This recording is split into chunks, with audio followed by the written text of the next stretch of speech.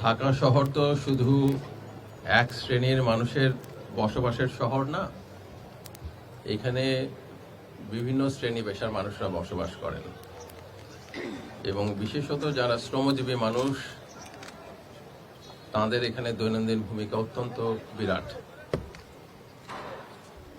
বিভিন্ন আন্দোলন সংগ্রাম আর্থসামাজিক ভূমিকায় তাদের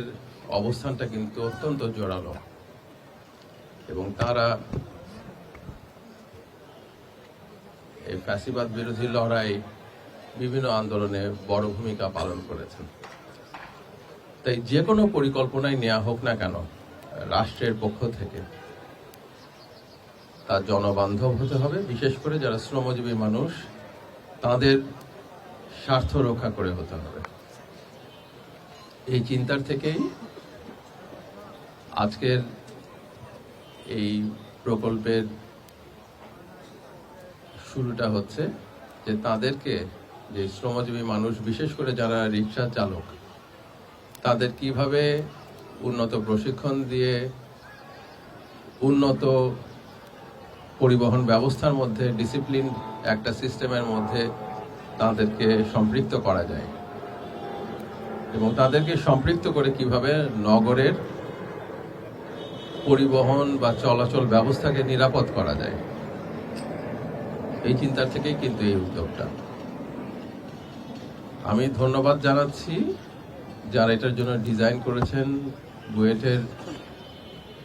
এই প্রকৌশলী এবং যারা এটা নিয়ে কাজ করেছেন তাদেরকে, কারণ এটা পরিবেশ বান্ধব হিসেবে করা হয়েছে।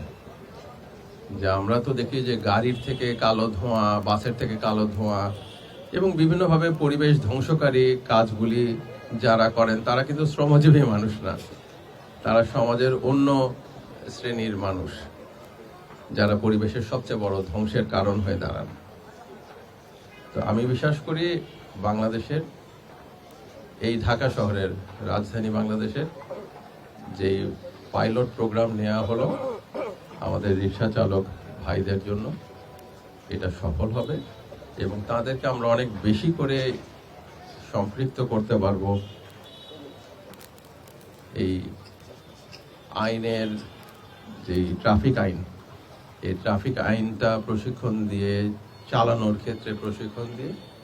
এবং তাদের জীবনের নিরাপত্তাটাও, যেমন একটা অ্যাক্সিডেন্ট হয়ে গেলে সাধারণ মানুষের পরিবার যতটা ক্ষতিগ্রস্ত হয় অন্যরা তো তেমনটা হয় না।